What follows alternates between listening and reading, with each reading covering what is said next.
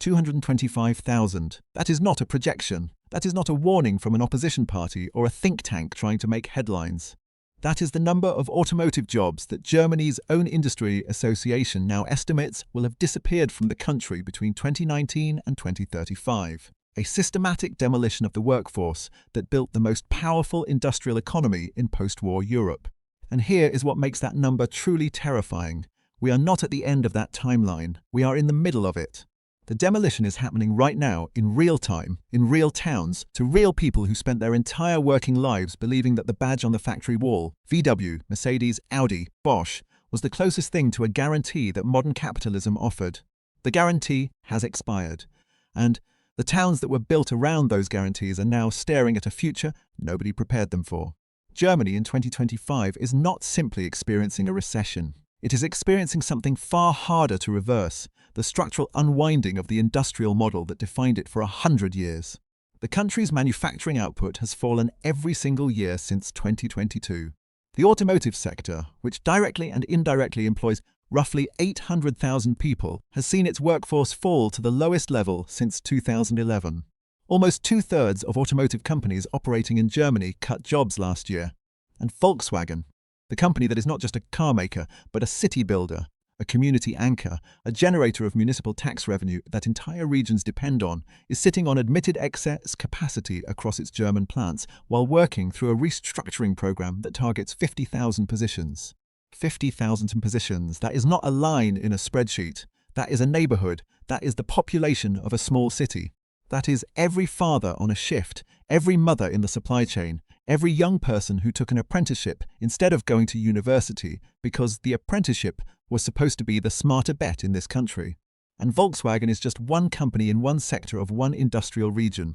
Today, Behind the Facade is going to take you inside 7 towns.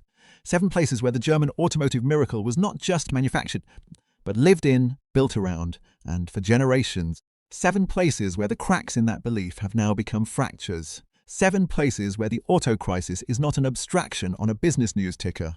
It is the closed factory gate you pass on the way to school. It is the supplier that stopped taking orders 6 months ago. It is the mayor sitting in front of a budget that no longer adds up because the industrial tax base that funded it is dissolving. This is not a story about cars. This is a story about what happens to a society when the thing it built its identity around stops working. Before we go any further, if you are watching this, you are already supporting something that takes serious work to build. Behind the Facade is a brand new channel. Every investigation we publish costs real time and real production. We have no algorithm behind us yet, no network, no infrastructure, just the research and the commitment to tell the stories that matter. If you subscribe right now, you are not just adding a number to a counter. You are telling YouTube's algorithm that this content deserves to reach people. For a channel this new, subscriptions are everything. They are what turns a single video into a series, and a series into a channel with real reach. Hit subscribe, ring the notification bell, and let's get into it. Let us begin where the German auto story has always begun, and where it may now be ending. Wolfsburg is a city that should not exist. It was built from scratch by a government and a company to produce a single product, the Volkswagen. Before 1938, there was nothing here. No historic centre, no medieval market square, no centuries of civic identity. There was a piece of flat land in Lower Saxony and a decision by the Nazi industrial planning machine to build a factory and a town around it simultaneously. The car would come first. The city would follow. And for 80 years, that is exactly what happened. Today, Wolfsburg has roughly 120,000 residents. Volkswagen is the reason every single one of them is there. The company directly employs around 70,000 people at its Wolfsburg headquarters alone, more than half the working population of the entire city. The local government's tax revenue is almost entirely dependent on Volkswagen's corporate payments and the income tax generated by its workforce. The cultural institutions, the sports infrastructure, the transport links, the housing stock, all of it was built in the shadow of one company and one product line. And that product line is now in crisis. VW's German plants are running at significantly below full capacity. The company has publicly admitted that its cost structure in Germany is not competitive, that the combination of high wages, high energy costs, and European regulatory pressure has made it structurally more expensive to build cars here than almost anywhere else in the developed world. The restructuring plan, the one involving 50,000 job cuts, did not spare Wolfsburg, the flagship plant, the symbolic heart of the company. is part of the adjustment. Production volumes are falling. The overnight shift structure that once meant the factory never went dark is already changing. And in the streets around the plant, in the apartments and houses and shops that were built to serve the workforce of a company running at full capacity, people are beginning to ask a question that would have been unthinkable a decade ago. What does Wolfsburg look like without Volkswagen? Nobody has a reassuring answer, because Wolfsburg without Volkswagen is not a city with a vacancy. It is a city with an identity crisis, a fiscal collapse, and a social architecture that has no alternative spine to attach itself to. It was built as a company town. The company is changing, and the town does not know what it is supposed to be next. 300 kilometers to the southeast, in Saxony, the city of Zwickau tells a different version of the same story, one with an extra layer of historical irony that would be darkly funny if the stakes were not so high. Zwickau was the birthplace of the Trabant, the legendary, beloved, and technically obsolete East German car that became the symbol of everything the socialist economy both achieved and failed to achieve. When reunification came in 1990, the Trabant plant was converted. Volkswagen moved in. The city became a showcase for post-reunification industrial transformation. Proof that the West could rebuild what the East had left behind. Zwickau retrained its workforce, rebuilt its factories, and oriented its entire economic identity around the new VW production line. And then Volkswagen chose Zwickau as the site of its great EV gamble.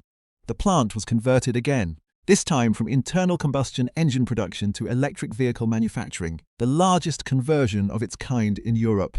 VW announced it as a vision of the future, a proof of concept, the industrial heart of the electric revolution. Billions were invested, workers were retrained again, and for a moment, Zwickau looked like a city that had survived not one but two complete industrial reinventions. The moment did not last. European EV demand did not arrive at the pace that VW's projections required.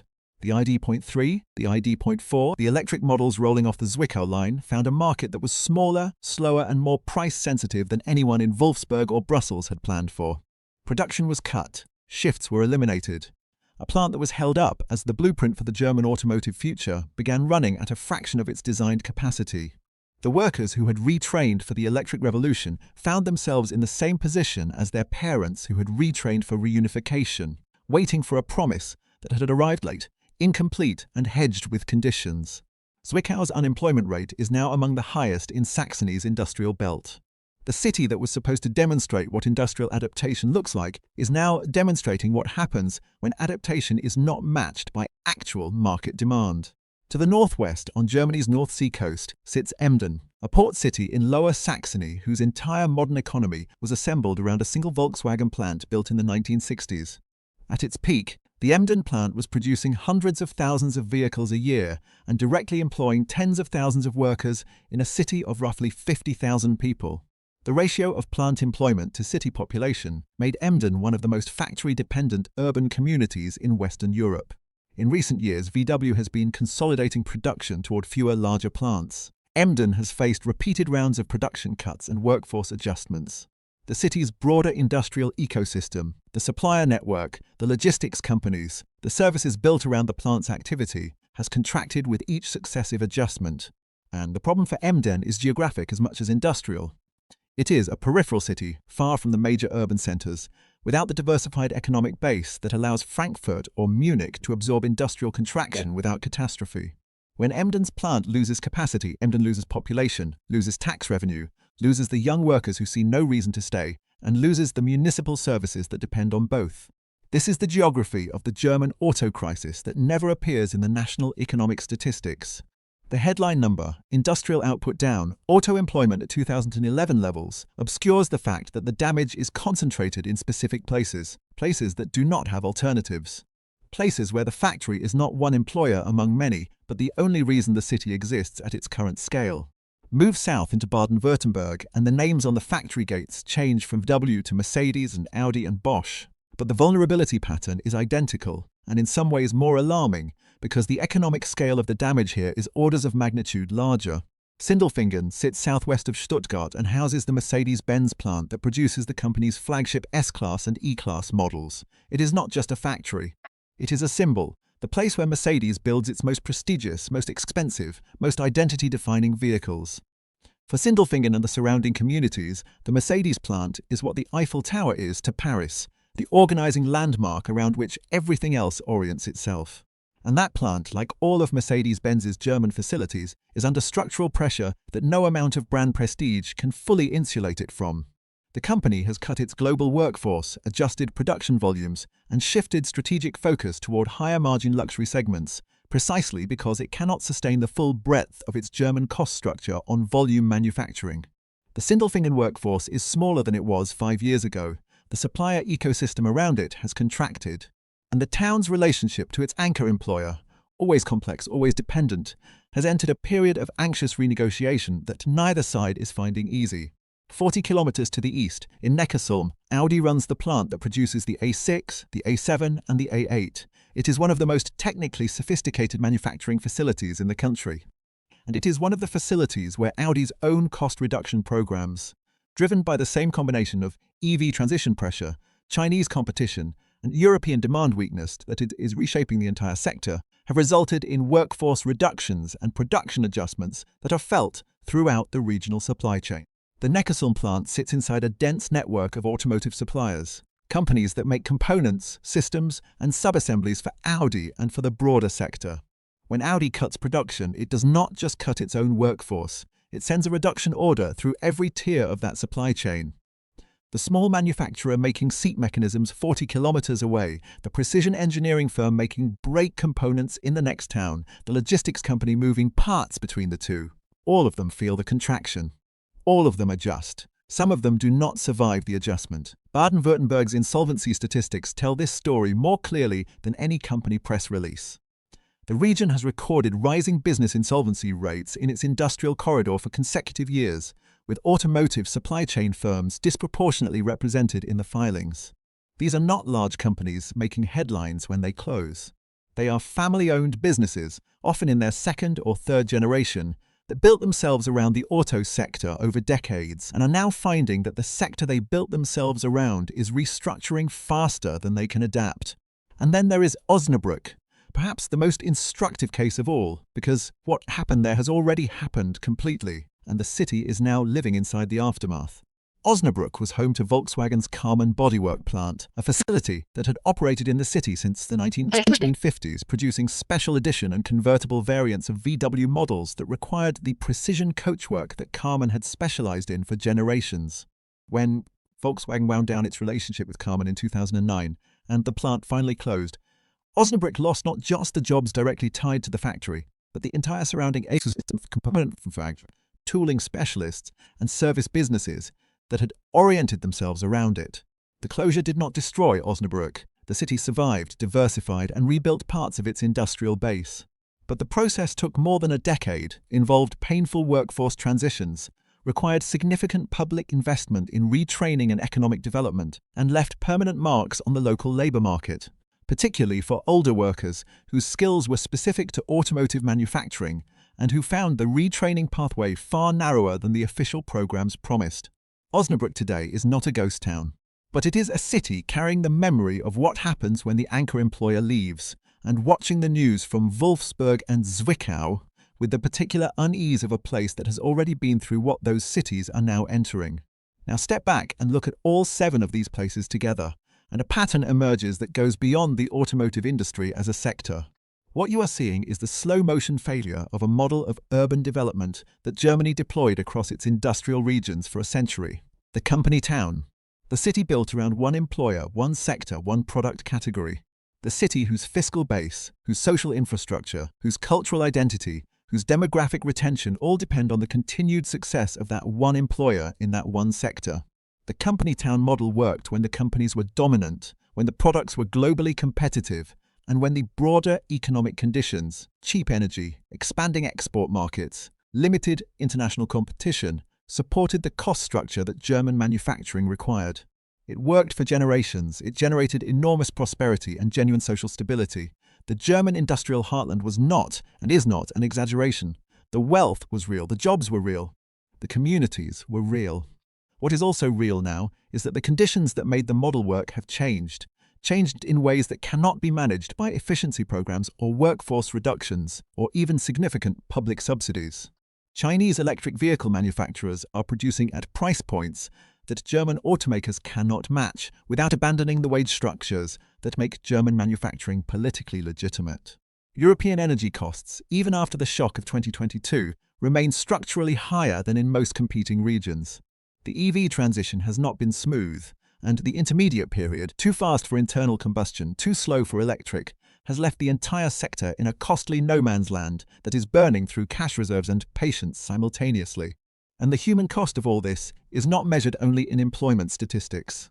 The human cost is measured in what economists call agglomeration effects in reverse, the process by which a shrinking economic base drives away the young and the educated and the mobile, leaving behind an aging, less mobile population that requires more public services but generates less tax revenue to fund them. It is the process by which a functioning industrial city begins to hollow out, not dramatically, not all at once, but consistently, year by year, in ways that compound and accelerate and eventually become very difficult to reverse. The mayor of a mid-sized German factory town today faces a budget calculation that their predecessors never had to confront. Industrial tax receipts are falling. The workforce is aging. Young people who would have taken apprenticeships at the local Audi or Bosch supplier are looking at a sector in visible contraction and choosing differently, moving to Munich, to Berlin, to cities with diversified economies where a single company's restructuring decision does not determine the shape of your entire adult life. And the local government that relied on the industrial tax base to fund schools, roads, cultural facilities and social services now has to decide what to cut because the revenues are no longer there. This is how a community begins to come apart. Not in a single crisis, not in a moment of dramatic collapse, but in the accumulation of small decisions made under fiscal pressure.